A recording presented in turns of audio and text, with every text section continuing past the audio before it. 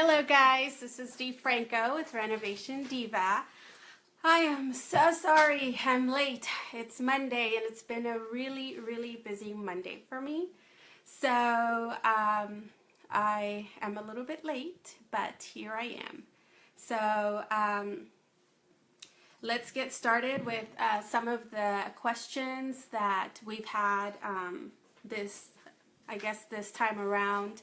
Hopefully, get some water for me. Thank you. Hopefully I can help you guys with whatever questions you guys might have. I didn't get a chance because I've been so busy to go and get some of those questions that we missed last month. I've just been super busy today. I just barely took a shower. My hair is still wet. So I'm so sorry. But I will go ahead and answer whatever questions you guys have as of right now. I don't have any of the previous questions. I'll have to add those on for next month. We have to go and get those answers next time. So meanwhile, everybody's joining in. I'll say hello. Cassandra, hi. How are you? Thank you for watching. So we'll go ahead and checking in from Napa. Hello, Mike. How are you? I need some wine. Share some wine with me. So I'll just go ahead and wait till you guys do the, or start, I guess, checking in, and then we'll go ahead and do some questions. Meanwhile, we're doing that. Oh, actually, you know what? I do want to tell you about this. Meanwhile, we are doing all of this and waiting for everyone to do the questions. I'm going to show you how I celebrate each and every house. So when I finish a house, which we just finished the peculiar house that we had going on in our office, we just closed it, everything was done, and we're doing just the final paperwork, getting everything situated. But every time that I close a property, I go ahead and buy myself some, I guess, celebration items. And my items, of course, are shoes. And so I'm going to go ahead and bring them over so I can show you what I bought. So I'll be right back.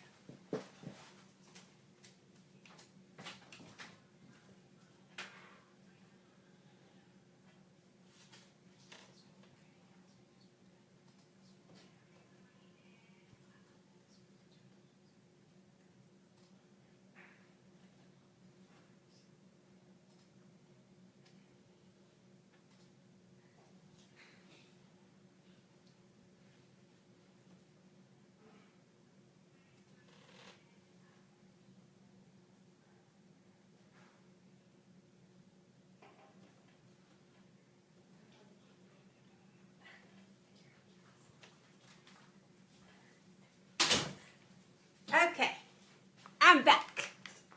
So, usually I celebrate with every house that I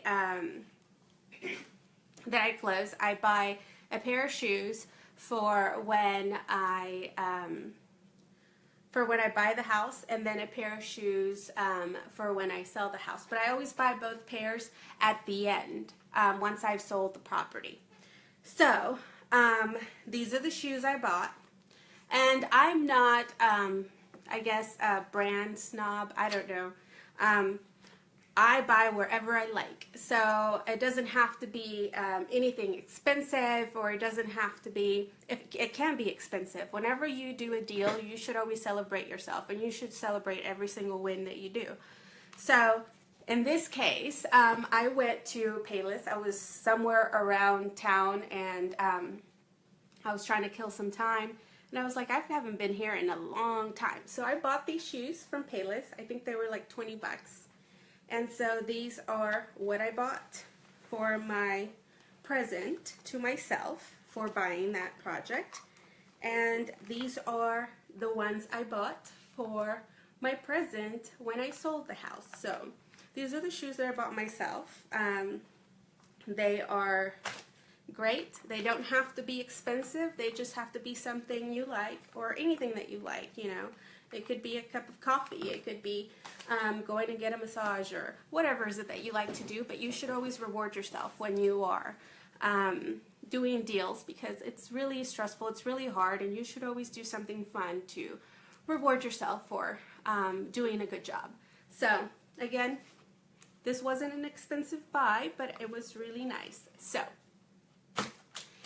anyway, do we have any questions already? No, ma'am. No questions? Michael, say hello. Hi, honey. Hello, everyone. Cassandra said sharp. Yes, celebrate all wins. These are my wins this time. So, and they didn't have to be any special or name brand shoes. They were just pretty, and I liked them. And I didn't know Payless rolled like that anymore. So anyway, so I guess meanwhile we get some more questions. Yeah, that's right, Erlene. Shoes, shoes, shoes.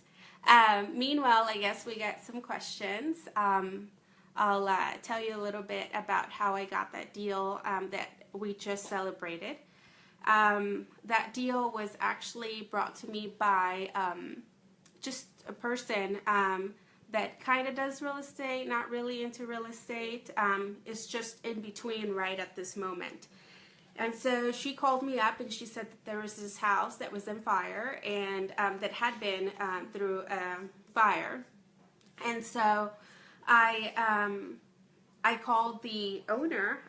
She gave me some info on it, and I called the owner. And you know, when you guys, if you guys do want to, you know, call me on a house like this, like she did, it doesn't have to have a for sale sign. It doesn't have to be a house that perhaps is listed with the realtor or listed as for sale by owner. This house could have been bought way before. So really, you don't need to wait for the for sale sign to come on the yard. So I think he put a for sale sign, for sale by owner, and so she told me about it, and I reached out to the seller, and you know, he said he wasn't going to sell me the house at the price that I wanted to buy it at. When I went over to look at the house, there was no way that I could have bought that house for that amount. And so it didn't sit well with him. He didn't like what I had to say about the property, and so we just went ahead and left it alone. But we kept in touch. You know, most of the deals that I do, it is rare. I hear people say it all the time that they go to these appointments and they get a contract right then and there. Hi Theo, how are you? So they usually get the contract signed right then and there, but for me, in my experience, I take a little bit more time getting these deals. So this was no exception, and so this deal, we went over there, and he did not like what I had to say about the deal, so we just went away. And then I reached out to him, I think maybe 2-3 weeks later, and nothing. You know, his mind was made up, and he said he wanted to sell the house for whatever he wanted to sell it at, and that was it. So I kept reaching out. At one point, I did see some wholesalers blasting the house out through email, you know, for obviously a higher price than what I was wanting to get the property under contract. So,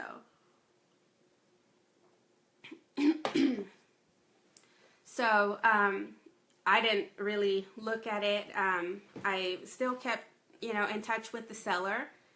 And then finally one day he called me, and he's like, Dee, I'm ready to sell my house. I want you to buy it. And you know, I had reached out to him maybe 3 or 4 times by this time.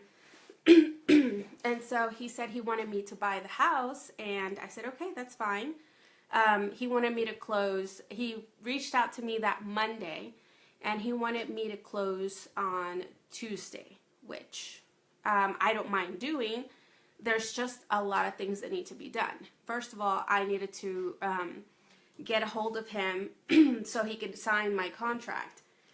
And so we signed that on Monday, and then on Tuesday, I needed to make sure that clear title was there, which it was. It was already, I guess, because that person that had it under contract as a wholesale, excuse me, that person already had gone through title, so really there wasn't much of anything for me to do but get it under contract. So title was done. We had a title commitment and everything. And then as we got through the contract, they didn't have a survey. So because they didn't have a survey, we couldn't close until that Friday. They rushed that survey. I don't close any property without having a survey. We've had an experience before, which you should only have that experience once. Whenever you are experiencing a problem, you should not let it happen to you twice. So, excuse me, the deal where we had this issue, we had an encumbrance, and what that means is just when part of the building or the fence of your neighbor is encroaching into your property.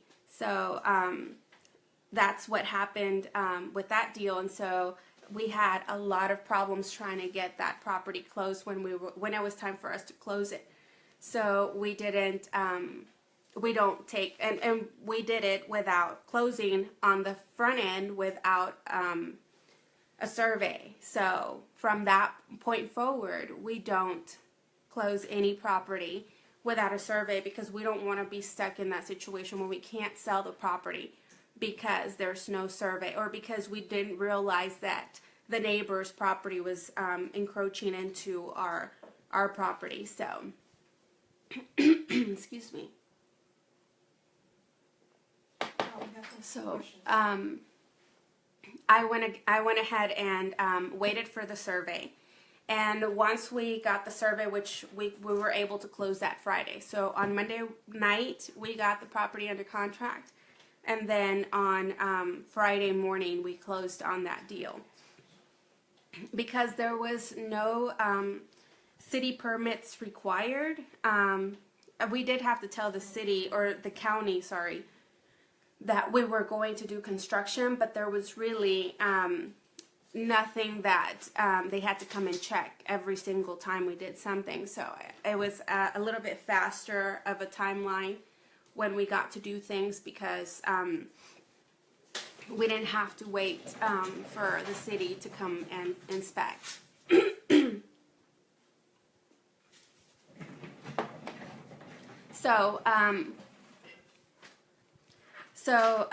Anyway, we got the property under contract. We did the renovation. It was pretty quick, and everything else went pretty much according to plan. There was only a couple little hiccups that, you know,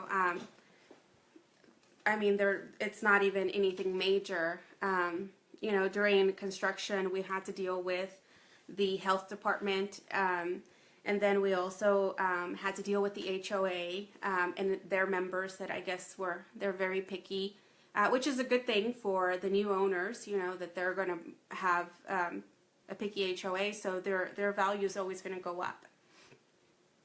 We did have a hiccup with the closing of the house, because we got appraisal, and the house didn't appraise, and so we had it listed for $269, and we sold it for $271, which is $2,000 over asking. But the house didn't appraise. It appraised for $250, which I am not exactly sure how they got it to appraise that low. Because if you average the price per square foot on that in that neighborhood, everything is about $95 a square foot. And we listed our property at $94 a square foot. And I am 100% sure that there is no other house that looks like our house that was in that good of a condition. And everything else is selling for more, but yet our property was, it was appraised for less than those houses. I thought that was ridiculous, and I advised the buyer's agent to, you know, advise their client to fight that appraisal, because that was just way out there. I mean, it was so left field for them to appraise that house at that price range. But I don't know if they did or if they didn't. We really didn't have a lot of communication with that buyer's side, which is not a bad thing. But, you know, they decided they were going to go ahead and pay the difference. We had about 5 backup offers, written backup offers, everyone calling me every other day, waiting for those buyers to back out of that property so they could buy it. So these buyers didn't care either that the house didn't appraise, and they wanted to buy that property, and so they paid the money to buy it, because I said I wasn't going to lower my price to $250. It's uncalled for what they appraised it for. So I said, either you buy it like this, or I have 3-4 other offers. 2 of them were cash offers. So obviously with cash offers, there's no appraisal required. They can get one, but they don't have to, because it's, you know, it's cash offer. And those people that were in the backup offers, I told them that it was appraised at less than what it was listed for, and they didn't care either. They wanted the house. So, but that's pretty much the only hiccup we had with that property, which I'm very grateful for. So, with that being said, I think we have some questions, and so we're going to go ahead and get started and answer those questions so we can get going. So, Elizabeth, what's question number 1? Okay, question number 1 is from Alex. He asks, what's your next project? Okay, so what's my next project? I am going to, of course, keep looking for deals, always looking for any deal that makes sense for us to do. And I am going to actually take some time to get my certification, my inspector's license. I'm looking to get my inspector license, not to be an inspector, because, you know, that's not the field I want to be in. But I feel like getting that is furthering my education, so I can know a little bit more of how that angle works. And of course, knowing that angle, one, it'll make our properties even better than what they already are.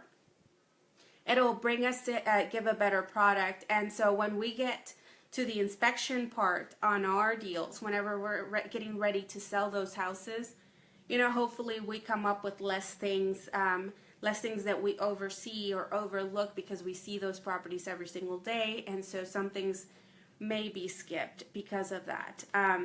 And just for overall knowledge, I want to know what that side of real estate is, and that'll give me a little bit more insight. So when I go look at these properties that I'm potentially going to get under contract, I want to be able to understand and what I'm getting into, and be a little bit more knowledgeable, and give a better offer based on what I know that needs to be done, and what's not to code, or what we need to repair, and hopefully you know, help our overage on our budgets go down a little bit further than what they are right now. So that's what I'm going to be doing next.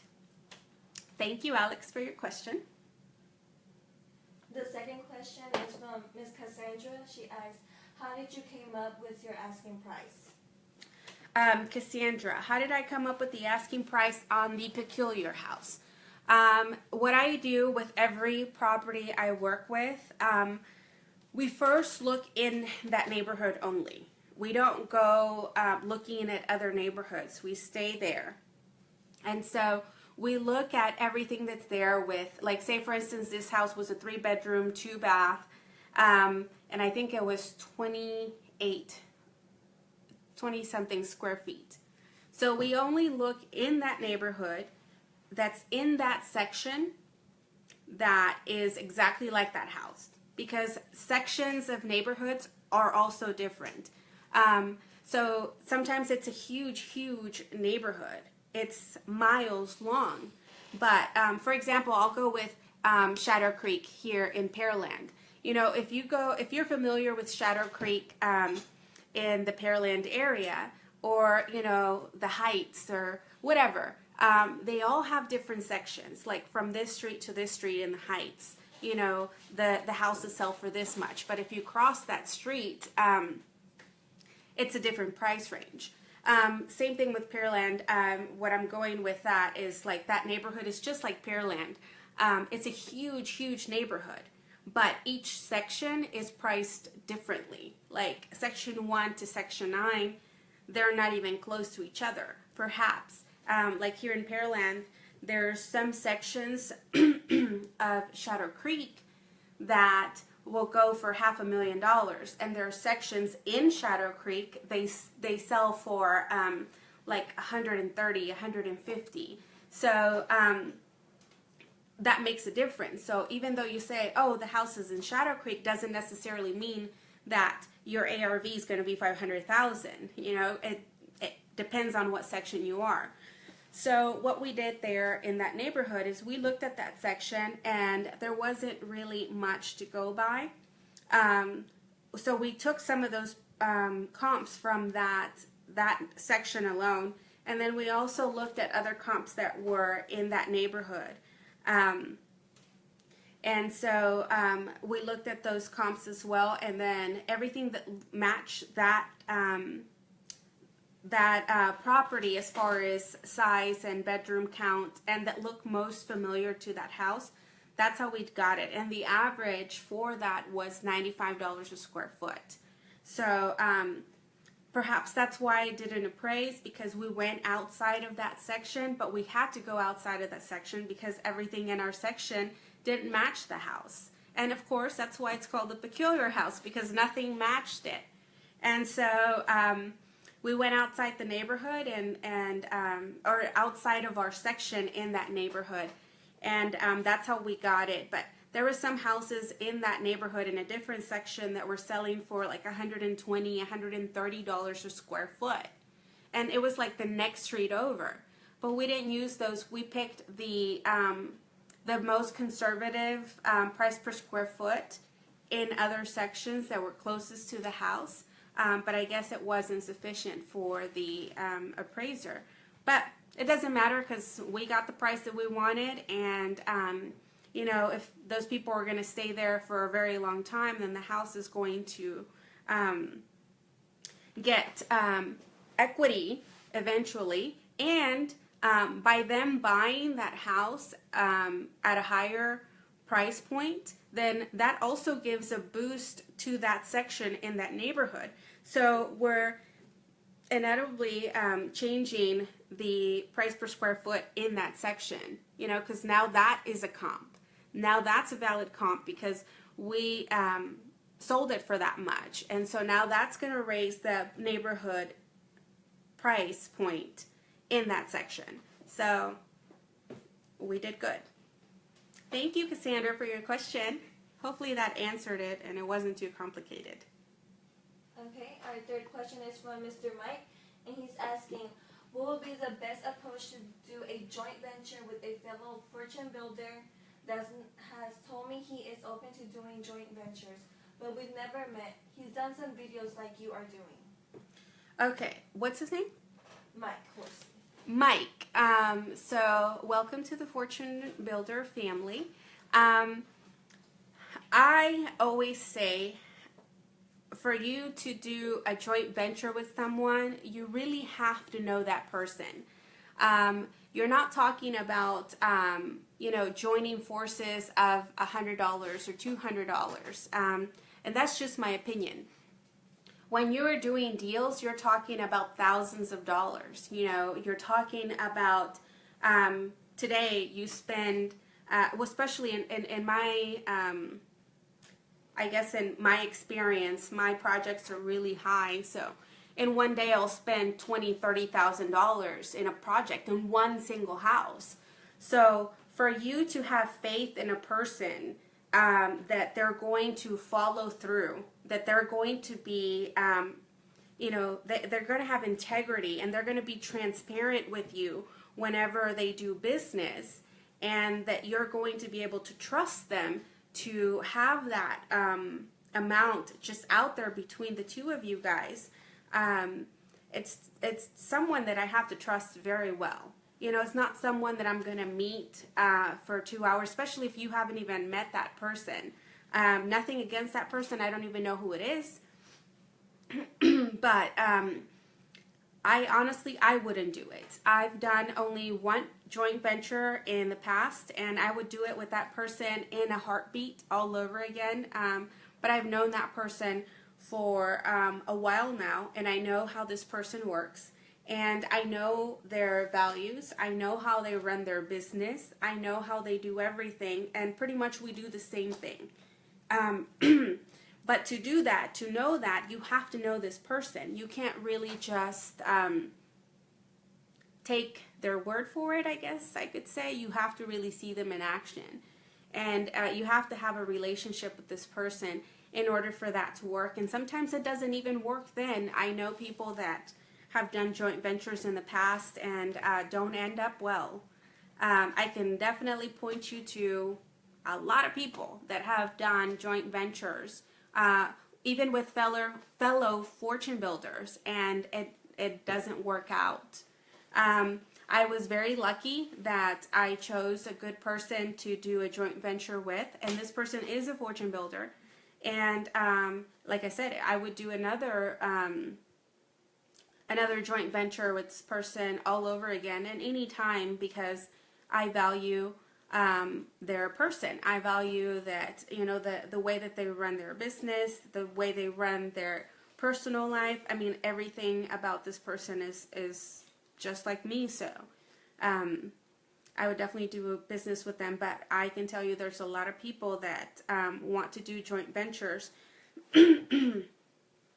I was proposed to do a joint venture, I don't know, about a month and a half ago, and and I said yes. Like I tell everyone, yes, I'm open to doing a joint venture with you, but first I want to meet you.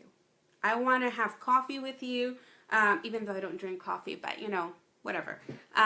Let's go have a drink. Let's go have dinner, or let's meet each other. Let's get to know each other. Then we have to discuss our business plan, and then we have to discuss our companies, and then we have to discuss this deal, and we have to discuss how we're going to run this deal, and we have to see who's going to do what and structure all that, and not only discuss all that, but then we have to put it in writing. So everything we discuss is also in writing.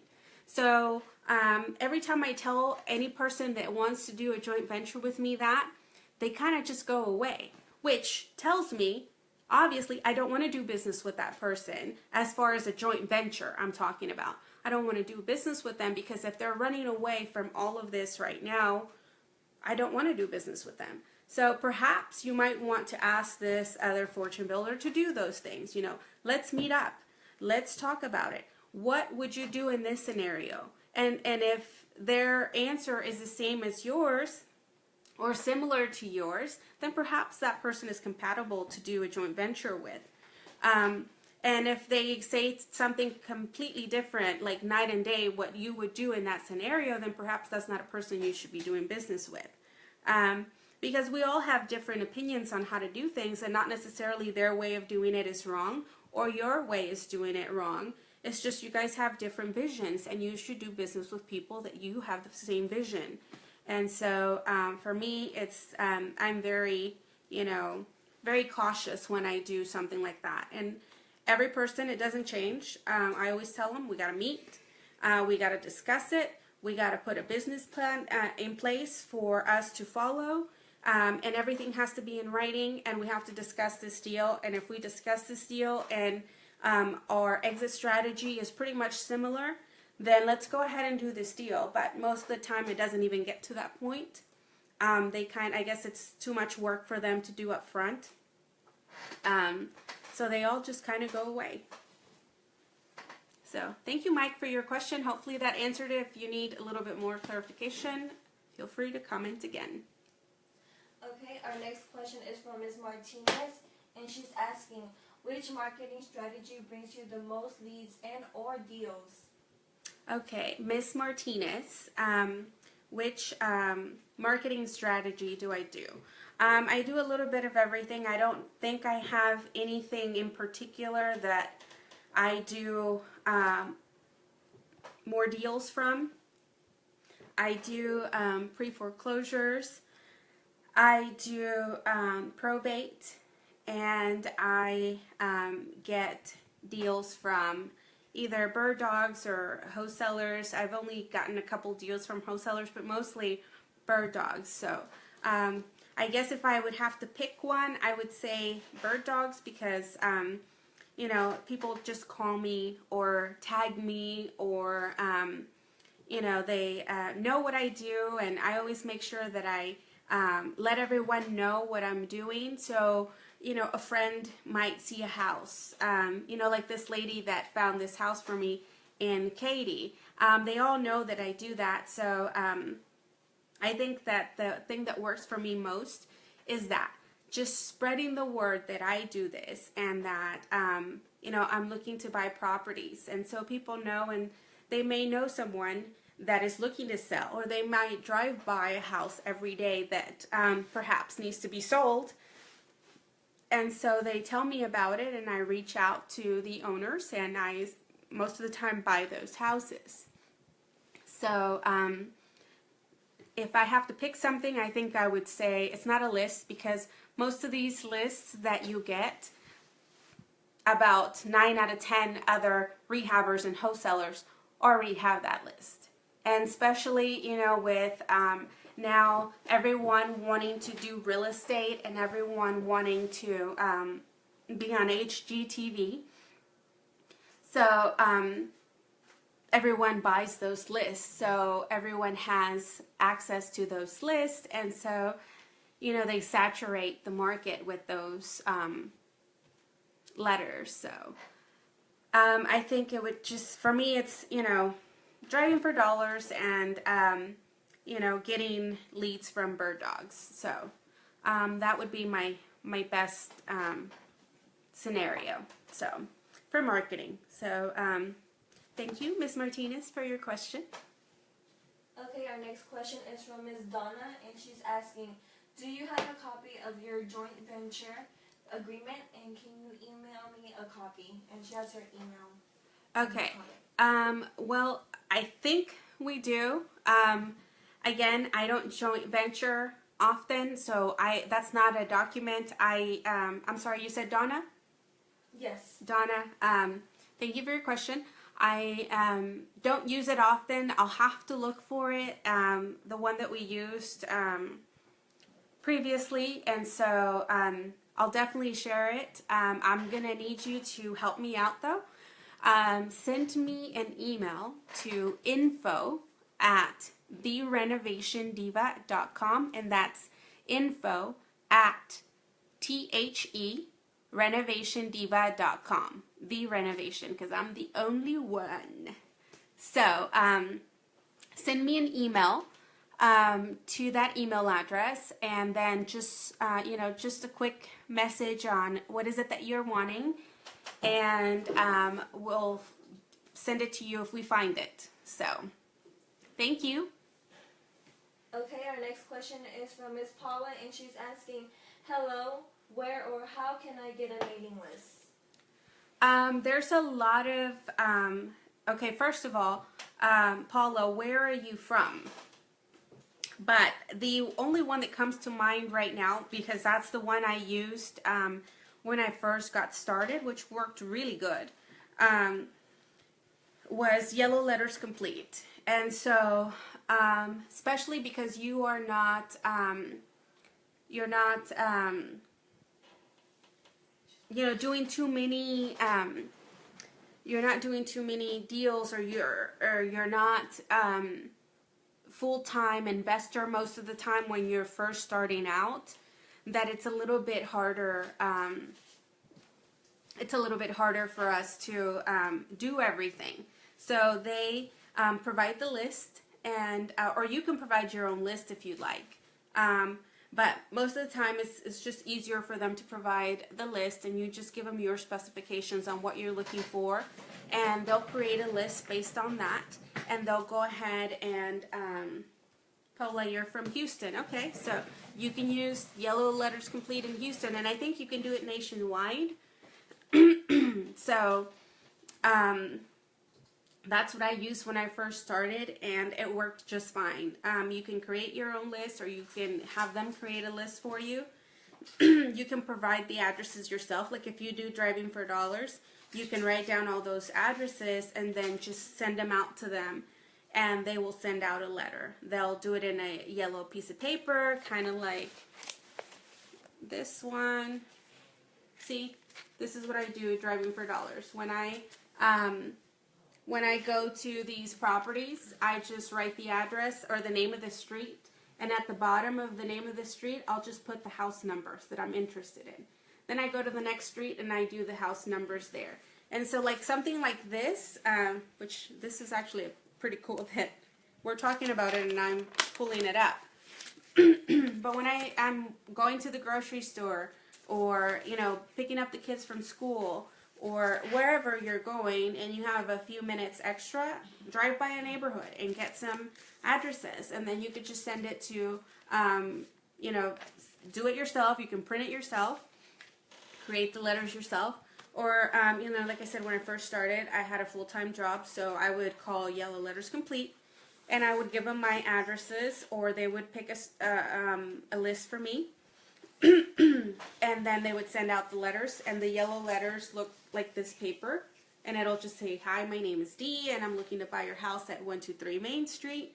If you're interested, give me a call." And I'd put my phone number. Pretty much that's it. My letters are very short.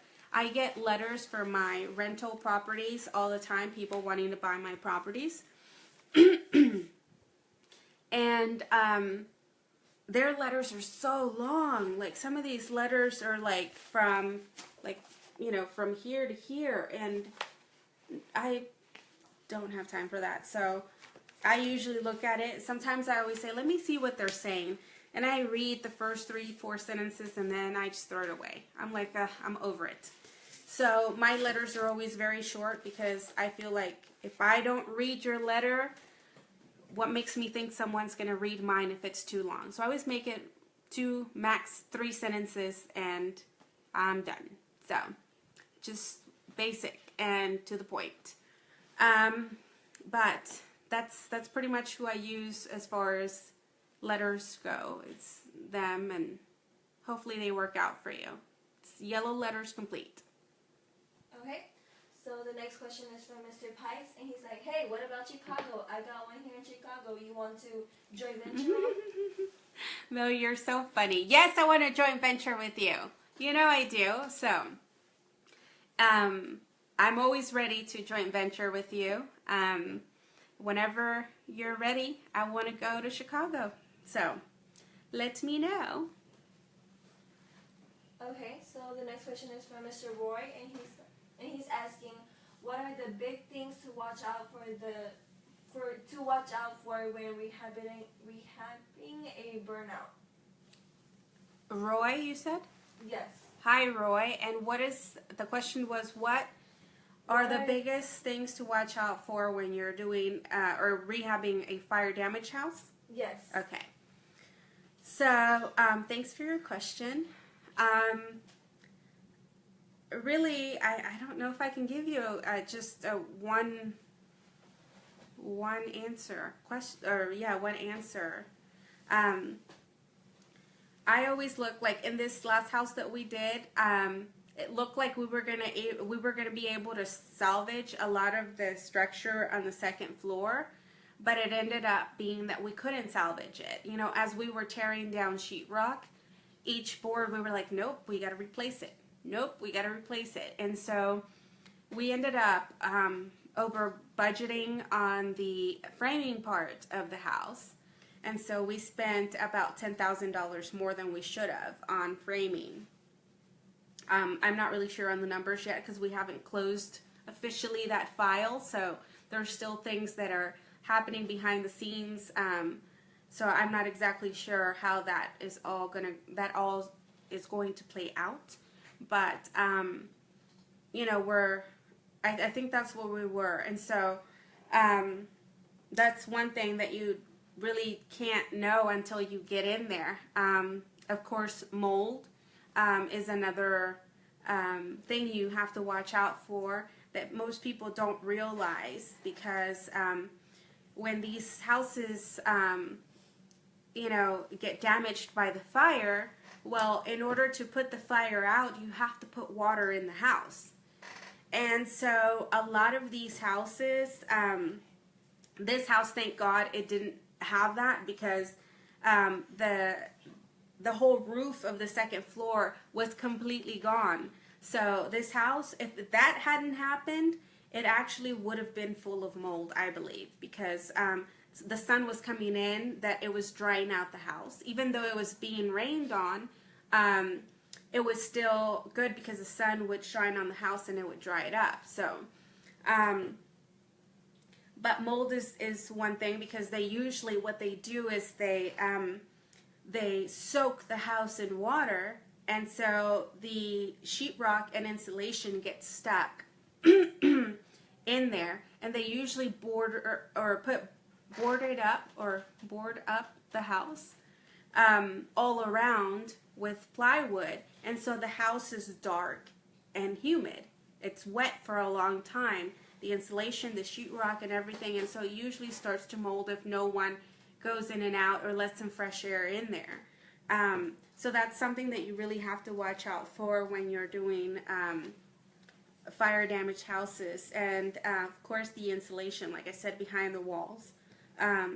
Most of the time you have to replace everything because it's wet and it smells weird. And so I think those are the major things that people don't really think about when they're doing fire damaged houses, and that don't account money for, which usually it's 10-15 grand after you're all said and done, with all those little things that you don't account for, which is moisture and the smell. So thank you, Roy, for your question. Okay, our next question is from Mr. Delgado. He said, "Hi Dee, what will be an average marketing budget for a new investor?" Okay, Mr. Delgado, a budgeting for marketing. Okay, so I don't know. I guess it depends how much money you want to spend or are able to spend. Because not a lot of people have the same budget. Some people have less money than others. Like me, when I first started, I would only budget $200-300 a month towards marketing. And there was people that started with fortune builders around the same time that I did, and they had more money than I did, obviously, so they spent more money than I did on marketing. I used to spend, like I said, $200-300, whatever I could afford, for marketing, and some of these people were spending $2,000, $3,000, $4,000, $5,000, and that I couldn't afford that. So these people, obviously got out there faster and grew faster than I did, because I didn't have as much money as they did to afford my marketing. But I mean, here I am, I'm fine. And you should never compare yourself to anyone else, period. Whether it's in business or in your personal life, you shouldn't be running against your neighbor. Like, oh, my neighbor has a new car, I need to get a new car. Or this person got 3 deals, I need to get 4 deals. You do what you can. You should only be better than you were yesterday. And that's it. You shouldn't be better than anyone else but who you were yesterday, in my opinion. So I think that you need to just budget whatever you can afford and move as fast as you can, not what everyone else is doing. But for me, it was $200-300 a month, and I did fine. So thank you for your question.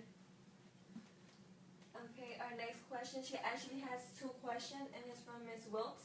She asks, what has been the hardest part of having your own real estate business, and why do you prefer rehabbing over wholesale? Okay, we're going to have to, Miss Wiltz, right? Yes. So, what was the first question? Sorry. She asks, what has been the hardest part of having your own real estate business? Okay, so what was the hardest part in having my own real estate business? I think it's just everything has been hard for me. One, because I have to learn everything from zero. Like, I've had to start from, I guess, even below zero, I could say. Because, you know, I had to learn how to fill out a contract, how to deal with people, how to talk to people. You know, you think that just talking to someone would be okay, but when you're not confident and you don't know what you're talking about, but you're pretending you know what you're talking about, it becomes very, you're a nervous wreck. And so, you know, just the simple thought of talking to someone is hard. Or approaching someone, or approaching a realtor. You know, those things can become hard. So, you know, that was hard. Getting marketing, or actually going to knock at a seller's house, you know, like actually sitting down in their kitchen table, because that's usually where you sit down when you're doing a deal with someone. You're trying to close that deal, like sitting down in front of them and they see you as an expert. Like, all those things are, you know, they're hard. You know, trying to put your face out there, how to, like, market yourself, you know, like, for me, I'm not going to say everyone knows who I am, but everyone knows I'm the renovation diva. Everyone knows that I do fire damage houses. So, like, marketing yourself, that's hard. All of these things are hard, but hey, the reward we're getting is also great. So with those big rewards, you have to have big risks. And so a little bit of everything. I don't think anything in particular was hard for me. Just everything was hard.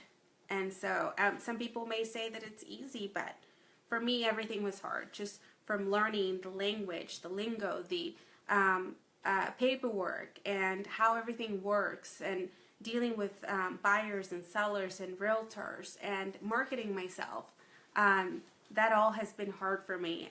I know I make it seem like it's a piece of cake, so, but it's not. It's really hard. So, hopefully that answers your question. And what was the second part of that question? Why do you prefer rehab over wholesale? Why do I prefer rehabbing over wholesaling? Okay, I prefer rehabbing over wholesaling because I get a little bit more money with a rehab. When I do a wholesale, perhaps I'll get 10-15 grand for that deal, and when I do a rehab, I get maybe $80,000-90,000 per that rehab as profit. And so, and now that I'm a realtor, I don't want to do as much wholesaling because I don't want to be caught in the middle of, you know, I guess an issue with my license. Even though I would disclose everything if I ever did a wholesale after now that I have my license, I haven't done a wholesale deal since I've had my license as a realtor. So I don't know how that would play out, but I would definitely disclose everything, because when I deal with buyers and sellers, I always try to be as transparent as possible with them so they know what everything is going on. And if I need to explain it 10, 15, 20 times to that seller, what's happening because most of them are not real estate savvy, then that's okay. So I think I would explain it very well, but as far as that goes, getting a wholesale deal, it's a lot more work as far as, you have to market a little bit more. You definitely have to show the property, and you get a little bit less money. And I'm trying to grow my funds as much as possible because I'm trying to do a lot of buy and holds with that profit or money that I'm getting from those. So I usually prefer to do the rehab because I get more money out of that deal than if I were to do a wholesale. So that is the only reason, just because I'm trying to get a little bit more of passive income, and that gives me more money, buying power. So thank you for your question. And I think that was Theo that asked that question. If yes. I think I'm reading it there. So thank you, Theo, for your question. Love ya. Okay, our next question is from Mr. Jose, and he asks, how many flips did you do your first year? The first year, I didn't really do a flip. I started learning about real estate investing in the summer of 2012. And I got my first deal in the fall of 2012. So technically, I only did one deal in that year. But I guess in a 12-month span, I think I did maybe 10, 12, if I recall correctly. So it was about one deal per month average that I did during a 12-month span. So thank you for your question. Okay, our next question is from Brian, and he asks, do you use the RealFlow website from Fortune Builders? Brian, hi Brian. I do not and have never used RealFlow from Fortune Builders. I've always gotten my own lists. I don't know. When I first started, a lot of people used it, and I got bad reviews from it. I actually think, or I've heard that they have upgraded it or done something better with it, and so I hear less complaints about it, but I've never used it, so I can't comment on it. I've never had the need to use it. I've always found that the lists that, or the list providers that are here in town, or just, finding my own properties that, these are not saturated with other people having the same list as me. I create my own lists, and so I create my own leads, and so I've never had a need to use their service. But like I said, when I first started in 2012, I heard a lot of bad reviews about it, but now it seems like they're better, and those people that were using it then, if they're still using it, they say that it's much better. So good luck with it. That was our last question. Okay, so I guess that's it. I guess there's not many questions this time, so hopefully, I guess next time that we do it, let me know. Please comment below if you are wanting to. Oh, we have a new question. Okay, well, we'll answer that one, and then we'll say our goodbyes. Okay, it's from Gustavo, and he asks, with your marketing, what are lists you like to target? With my marketing, what lists I like to target? I don't do a lot of lists. I usually just do, if I have to do something, I would do like pre-foreclosure or something like that. I most of the time just do driving for dollars, or I get my deals from bird dogs. So I don't really use too much lists these days, but when I first started, I used to use Yellow Letters Complete. So hopefully that helps you. And I would just use the the list that they have available. I would just give them my specifications on what I was looking for and what I was wanting to do, and so they would give me a list, and I would just, have them mail it out and everything. So, I think, is that it? We have a couple more. Okay. Okay. Mr. Pikes asks, are you coming in July here? Okay, so, Bo, I am going in July for what? What's happening in July? So, you mentioned July. What's happening there? So, tell me, and maybe it's a yes. I don't know. Maybe it's a no. Okay, the next question is from Christy, and she's asking, we are still in our first year, so it's hard to get private money because they don't trust us yet. What are some things you did to get funding early on? Hi, Christy. Okay, so what are some things that I did to get funding early on? I just used a hard money lender.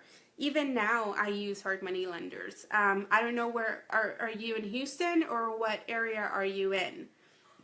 But here in Houston, I used Jet Lending a lot, and I've used them still. They have really helped me, and they actually will help you. Any hard money lender, you should see what they provide, because they're not in the rehabbing business. They are in the money lending business. So you should want to go with a lender that is going to try to protect your investment and theirs. And so if it's a good deal, you should be able to do it with hard money. If you cannot do that deal with hard money, and it must be done with private money because of points or whatever, you shouldn't be doing that deal, especially early on. Because a lot of things can go wrong, and most likely a lot of things are going to go wrong because it's early. You don't know everything. Even when you've been doing it and you're a seasoned investor, things can go wrong, and you're always learning in this business. So I can't ever consider myself as an expert or that I know everything, because I'm always learning just like you. And so in my opinion, if a deal can't be done with hard money, then you probably shouldn't be doing it anyway. It's not a deal. If a hard money lender is not willing to lend you money on it, then you shouldn't be doing it.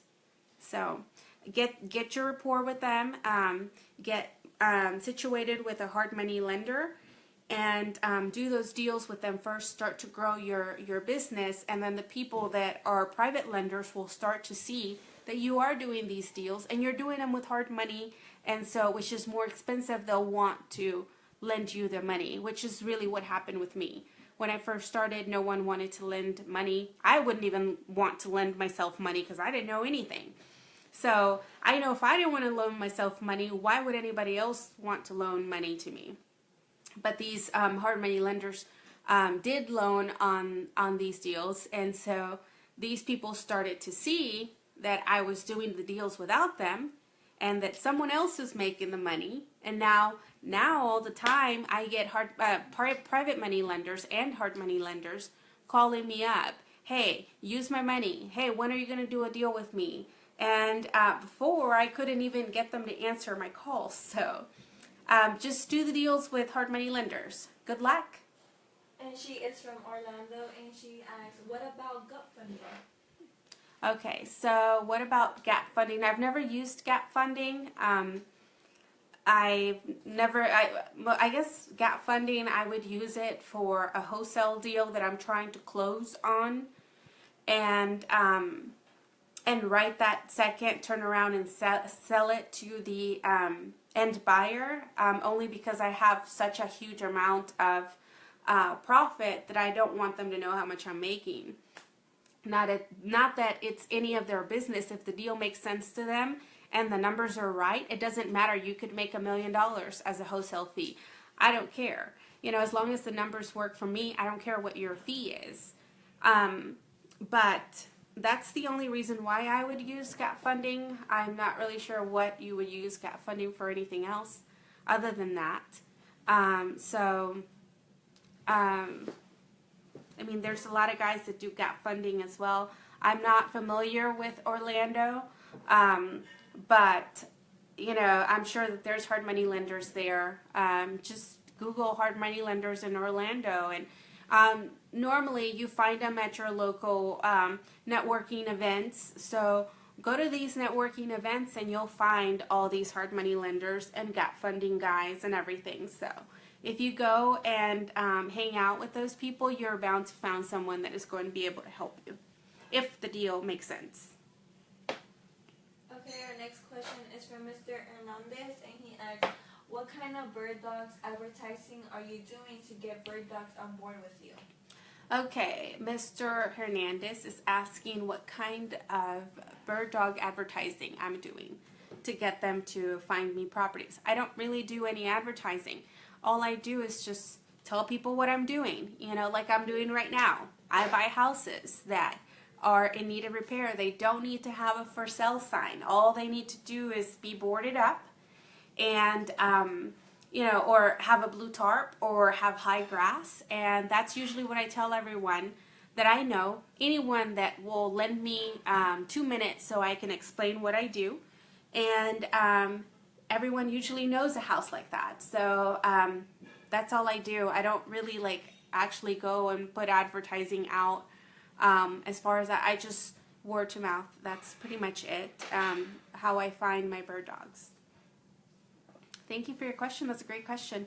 Okay, and Mr. Pikes responded that it's boot camp here in July.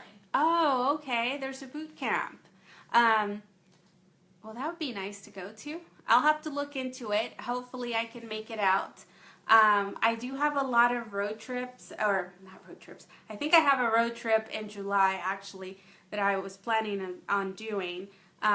I do have a lot of travel plans for this year. There's a lot of things going on. Here at the end of April, we're going to be going to Georgia. And so we're going to spend a few days there. And then in July, we're doing a road trip either to the West Coast or to the East Coast. I haven't made up my mind yet. And,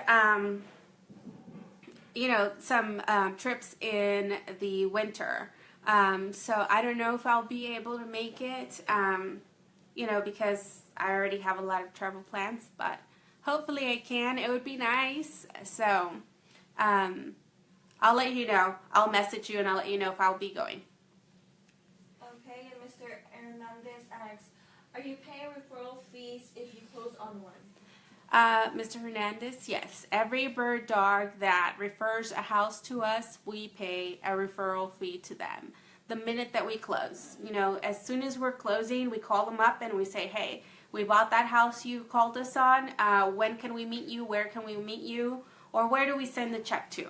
And so right away we want to pay those people because without them we wouldn't have a deal. So of course we pay them, and we're grateful to pay them. We're happy to do it.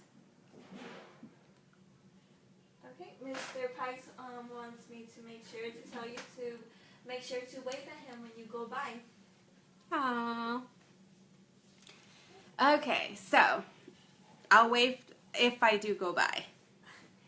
And Mr. Hernandez asks, how much or percentage? How much do I pay bird dogs? I usually pay them $500 just to give me the address. I'll do the rest. They don't have to do anything for me. I just need to know where this house is at.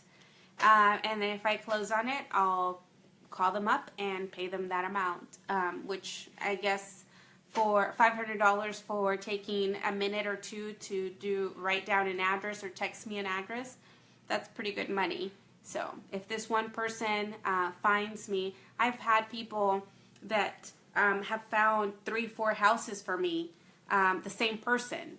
So, it starts to become a little bit of cash flow for them if they find these houses for me. So if I find a house, if they find me a house and then 3 months later they'll find me another one, or 2 months later or 2 weeks later, whatever, I'll pay them every time. So, and some people are repeat bird dogs, so it's not just once that they give me a property. So it's good for them and it's good for us. So I think we're all done. Yes, ma'am. Oh, yes, ma'am. Okay, so if you like what we're doing and you find this video informative, or you like the Q&A that we're doing, please give it a thumbs up, and also comment if you'd like for me to do one next month. And that way we can go ahead and get that situated and get you guys some more answers to your questions. So until then, I guess if you guys could just do me the favor of commenting if you want me to do it again. And if we get a lot of responses to do it again, then we'll do another one next month. And what we'll do is we'll do it on the first Monday at 7 p.m. of the month, whatever that is for next month. So the first Monday of the month at 7 p.m. Central Time, I will do it for April. No, this is April, for May. So the first Monday of May at 7 p.m. Central Time, if you want me to go ahead and do it. So give it a thumbs up or comment that you want me to do it again, and we'll, do it again for you guys. So until then, it was great hanging out with you guys. Thank you. I'm so grateful that you guys put your faith in me and ask me all these questions like I know everything. But I don't know everything. I'm just like you. I'm learning as we go. And so I'm very grateful and humbled that you guys think I know. And so everything that I know, I'll definitely share it with you guys and share my experiences. So we will see you guys next month if you guys decide that you want to do it again next month. Have a blessed night. I'm very grateful. Until then, it's Renovation Diva time, guys. Enjoy your evening. Bye.